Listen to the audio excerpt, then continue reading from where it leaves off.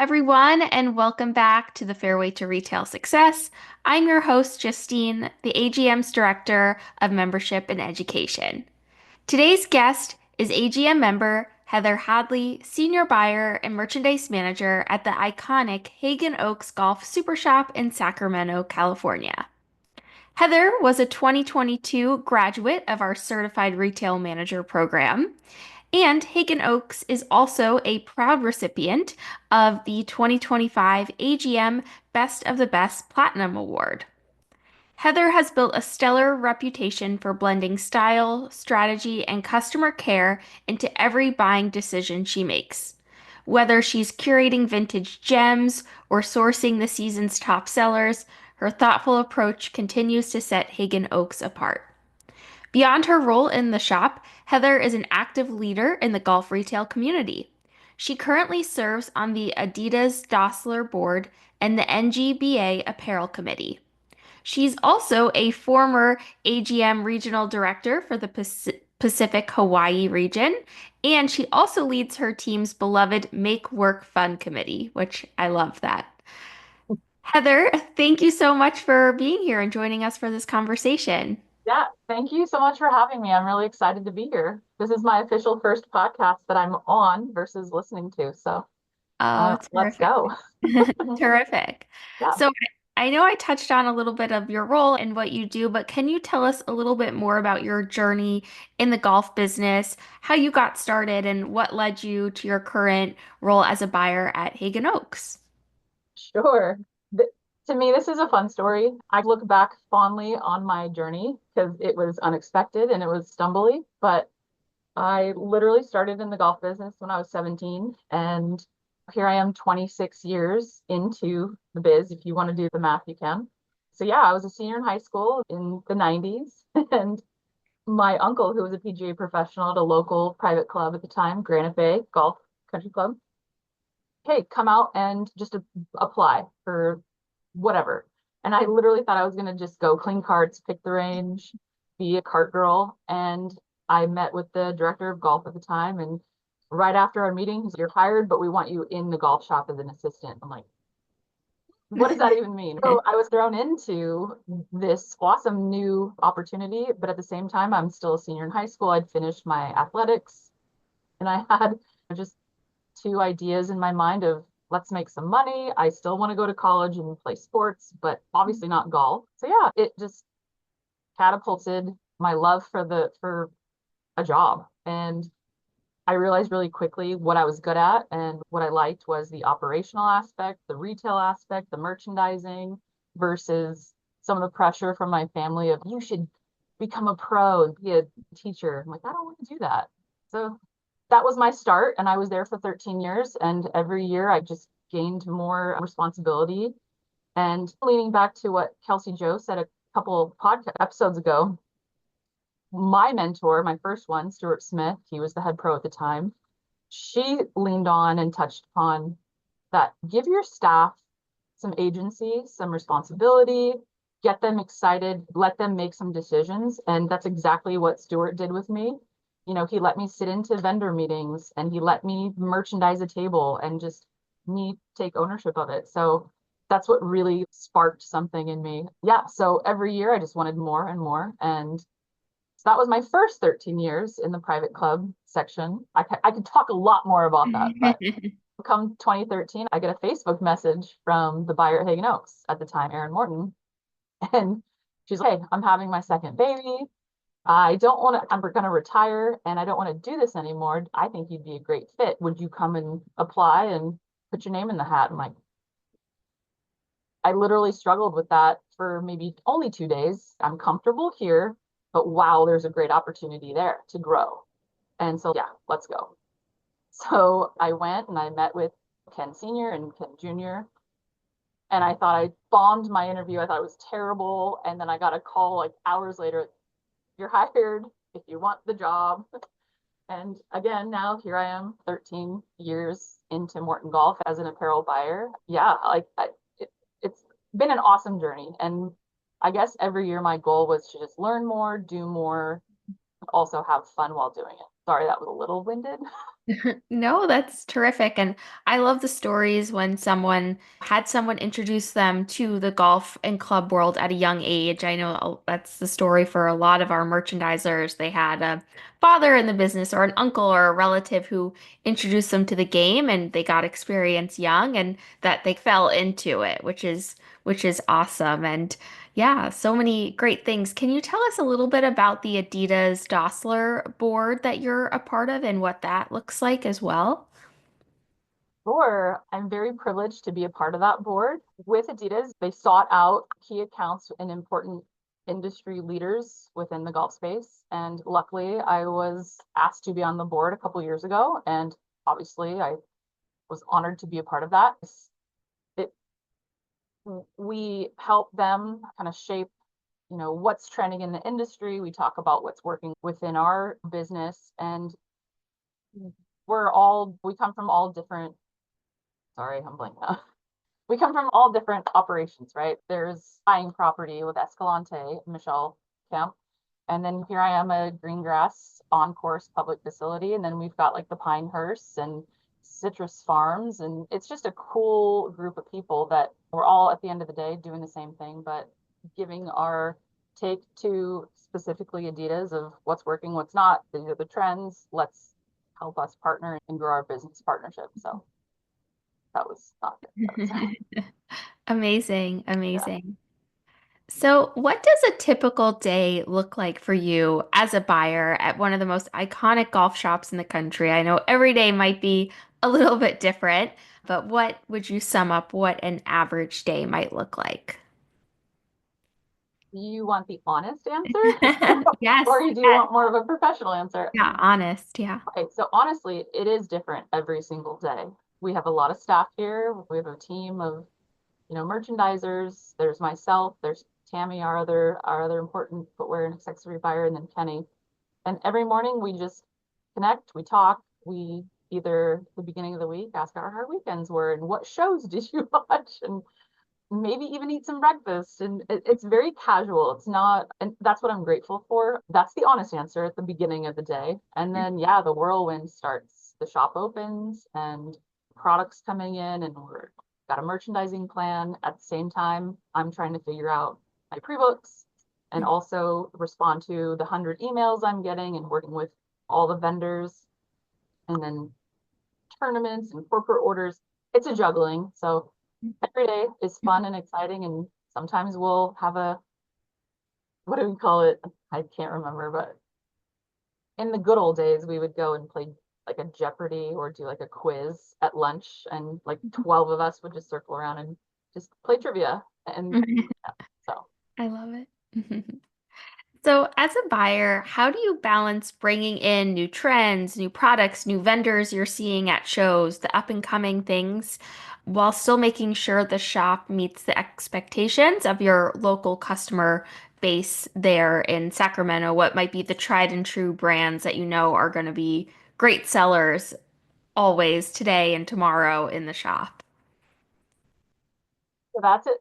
A really good question. So at the beginning of this year, I was pre-lining down at Travis Matthew with Tammy, and it was early January, and we get this email from Kenny, and we read it, and it was literally like a Jerry Maguire moment. We read it, and it was like literally a mission statement. It was like 2 pages long, and it was just about like his feelings and vibe of what the apparel retail space was heading into. And honestly, it is really noisy. It was scary. It's like, what are we doing? There's so many apparel brands out.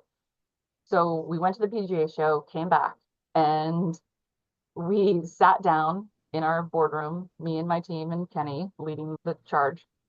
And we literally went vendor by vendor and decided, okay, we put it into 3 or 4 silos of who are our workhorses, the vendors that we're going to buy almost every drop from. Like, for example, my number one men's brand is Travis Matthew. So I'm going to pre-book every single fashion drop. I'm also going to do all of their core. So that's obviously a major workhorse for us. And then we'd go so on and so forth. And then we'd go, okay, who's just our core that we just do basics or very specific outerwear with? And then who are our tastemakers which are maybe more flash of the pan, exciting, new and trendy. And then the sad part was, who do we have to say goodbye to or put on pause or put in the back burner or say, kill them forever? But yeah, it was a really hard moment that we had this year. So it. That's how I'm looking into it, of really focusing more purposefully in who we do business with and where we're going to be most successful. Great. Yeah. Also, And wait, to also touch on, we are a public course, great. green grass. We have customers that range from here to here, and we have all demographics, all ages, all economic status. I literally do have to buy for everyone, and it's sometimes challenging, but it's also really fun, and it gives me more breadth and freedom. Yeah, I liked how you described it's noisy out there, It is. particularly in apparel, like much more than it was 4 or 5 years ago. It's different. So that's a good way to describe the state that we're in golf retail currently. So, with that, being in a busier, noisier market space, buyers today really just have to be so data driven to make those decisions. What metrics are most important to you when you're evaluating a vendor success or after a buy, looking at it for evaluating for the next season or the next year? Are there a couple key metrics that are most important to you in your operation? Yeah, for sure. I would say sell-through reports is our number one. We look at that monthly. We look at it on a unit level. We look at it as from last month, the month before, and the previous month. And when we first brought that product in to see, okay, how long has it lived in our floor? And okay, we sold this much, so on and so forth. That would be a huge one for us. And we're really transparent with our vendors and our numbers, which is important. And yeah, if I'm not selling the Titleist hats that I thought I would, or I would go to my rep and go, why are we not doing this? Is it a me problem? Is it did I not buy enough? Is it just what could we do better? So sell through, obviously profit margin, and are we making money with you? And is the turn really bad? And sometimes yes. And that's where you take if you have an awesome relationship with your rep, but you have to just say, hey, dude, I've sold 2 shirts in 6 months and I can't pre-book with you even though I really want to because I Mhm. want to give you the business. It's easy to lean on your metrics. Yeah, sorry, I totally am rambling. Sell-throughs, I just do year over year because you can't just do 1 year because sometimes you might buy differently. And like I said, there's so many new vendors out there, might be taking up some retail dollars from Sure. another vendor. And then you have to look at that too, right? Who's taking a little bit more of the money? Like maybe my Peter Millar sales, I've pre-booked the same, I had the same sales plan with Peter Millar, but who's maybe gobbling up that from them? Or is it even more? That's a great point that I don't think we touch on a ton in our classes and such is when you're looking at your year over year, thinking about what number of vendors that category last year, if you only had 5 vendors, say in one category, but now you have 8, that's going to make the numbers look a little bit different. So that's something to consider and bring into your considerations overall is did your number of vendors change and make that share different? So I also wanted to talk to you a little bit about your vintage offerings at Hagen Oaks, which I think is such a unique and cool initiative. How did this idea come about, and what goes into curating those nostalgic treasures that you have? So I geek out on this one. Yeah, so about 11 years ago, Kenny had this idea of we want to create like a little antique space within our shop. And I'm going to talk about myself for a second. As a side hustle, I was a dealer at a local collective vintage shop in Midtown Sacramento.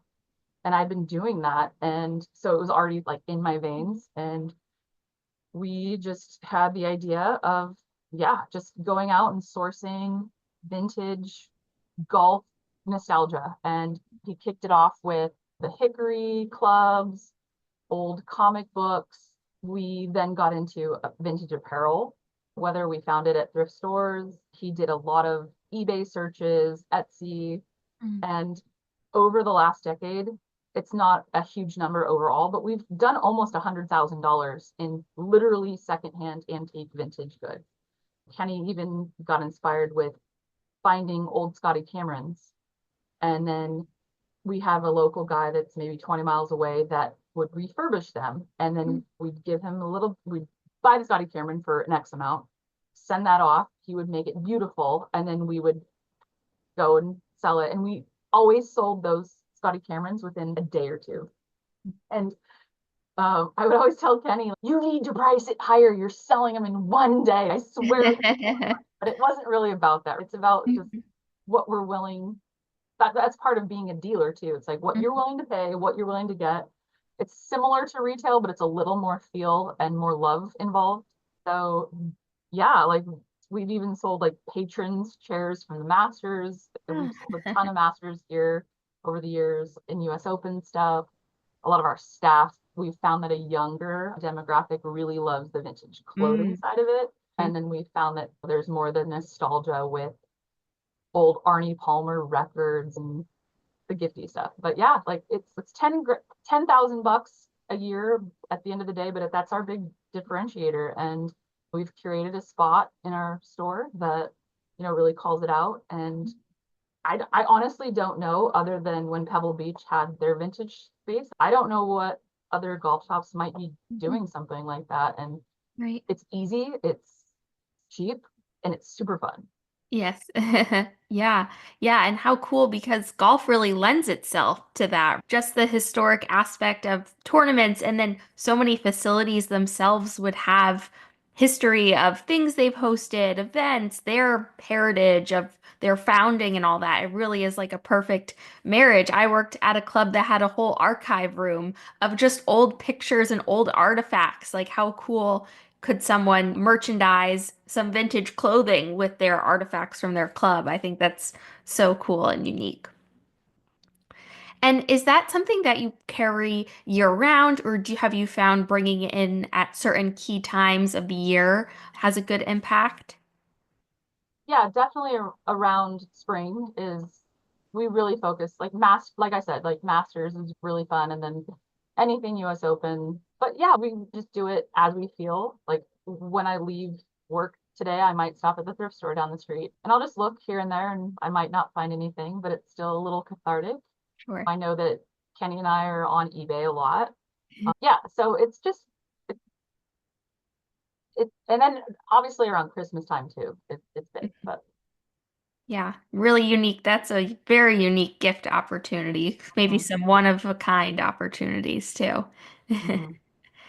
What advice would you give for another retailer who might want to explore bringing in vintage items to their shop?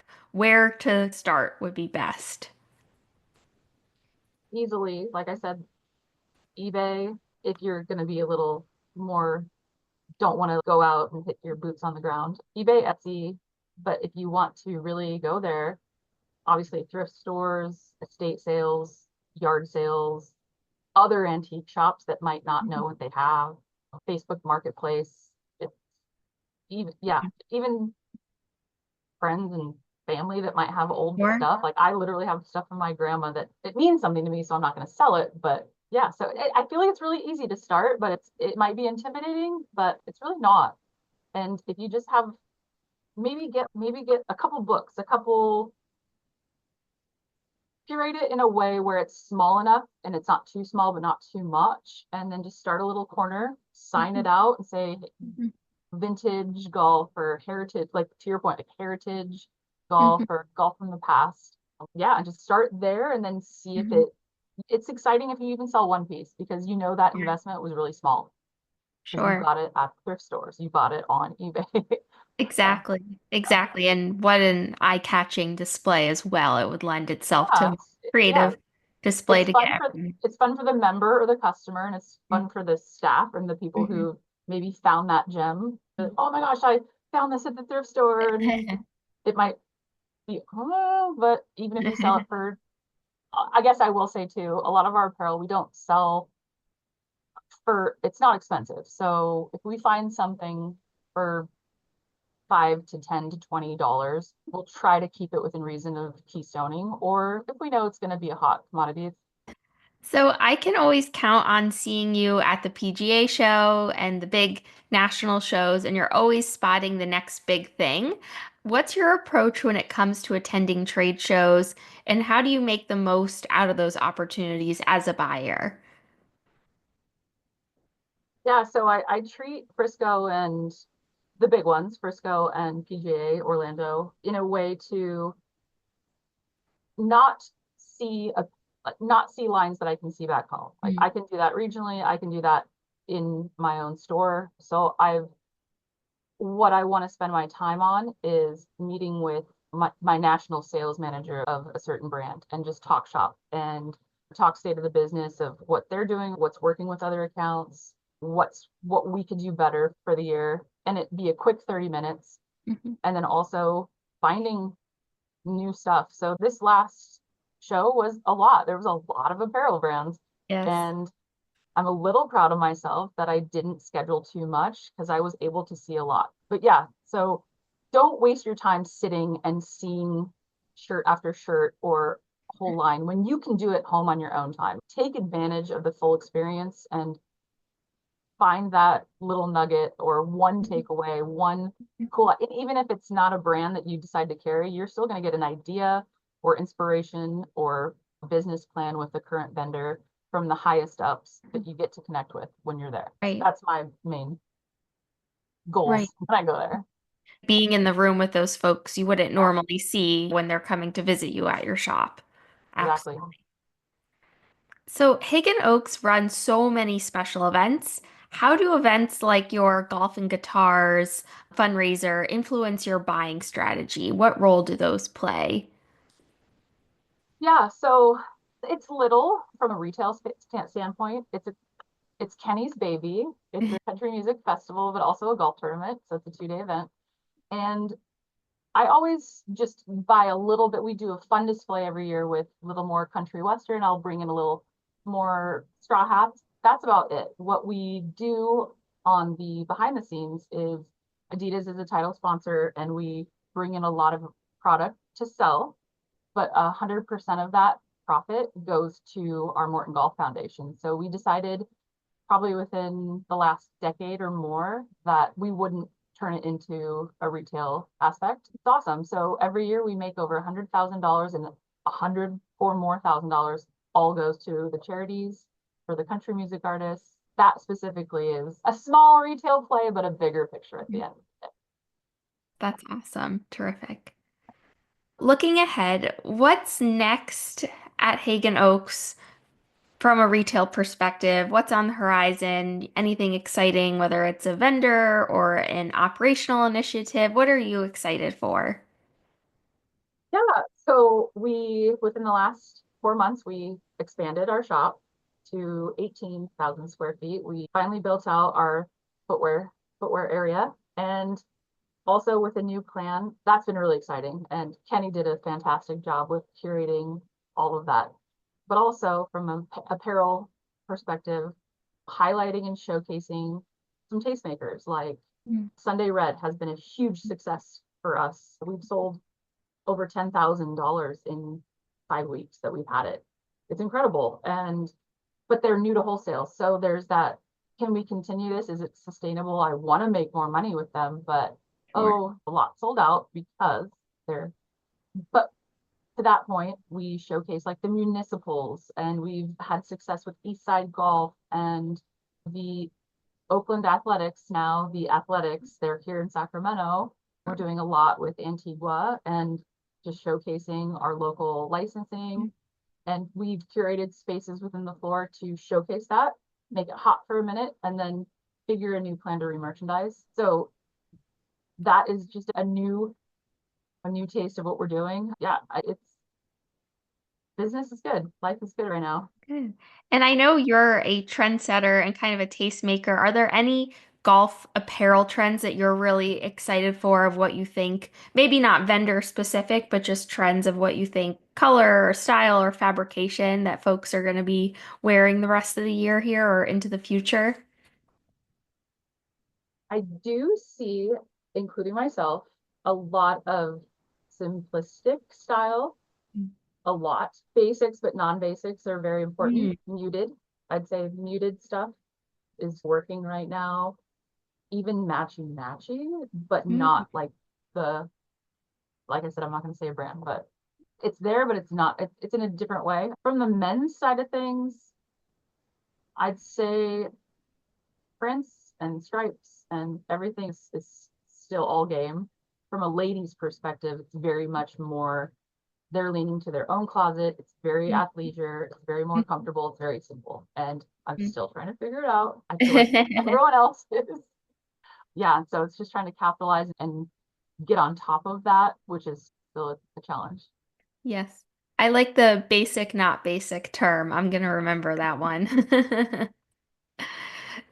So, as we wrap up here, what's one piece of advice or key lesson you've learned that you'd want to share with our other AGM retailers, maybe getting started in the industry, maybe honing their craft to be better buyers in golf?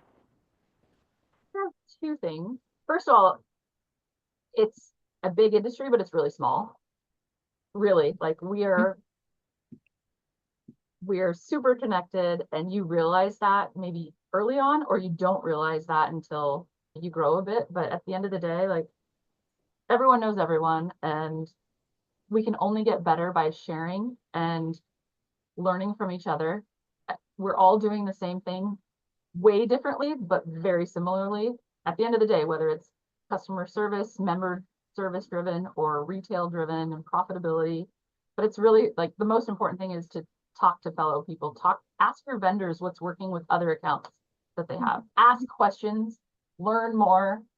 When I was young, I pretended like I knew what I was doing. Like when I was like 22, I had, and like looking back, I'm like, I'm so glad I'm still learning. Like sometimes I throw my hands in the air, and I've done this for so long. Like I don't know what I'm doing. But when I talk to other people and I get their ideas and inspiration or their shared woes, I'm like, okay, I feel a little better. Or so yeah, talk to your vendors, number one. What are other accounts doing and how are you finding success with your brand in other shops? And Mhm, two, yeah, connect and roundtable with buyers of the like and even not alike, mhm. and be friends with everyone. And it's a fun place to be. It really is. And that's why I'm going to be here forever, to be honest. Yes, I would agree. Golf is a very fun place to be. Absolutely. And I love that point about your vendors and your sales reps see probably way more shops than you would ever be able to visit as a buyer. So that's great and always sharing. And that's what we're all about in our community at the AGM. So wonderful. Love it. I think that about wraps up our questions for today. Thank you so much, Heather. It was so great to learn a little bit more about you and your role at Haggin Oaks and some of the fun initiatives, especially the vintage piece. I think that's so unique and different. So thank you for being here. Thank you for having me. Yeah, I'm a podcast rookie now. I'm excited. I'm excited that I did this. It was very out of my comfort zone, but it was fun. And yeah, Oh, thank you to the AGM for just giving us all this availability and knowledge. So it's awesome. thank you. Thank you. And thank you, everyone, for tuning in to another episode of The Fairway to Retail Success. We look forward to seeing you again next time in our next episode. Take care, everyone.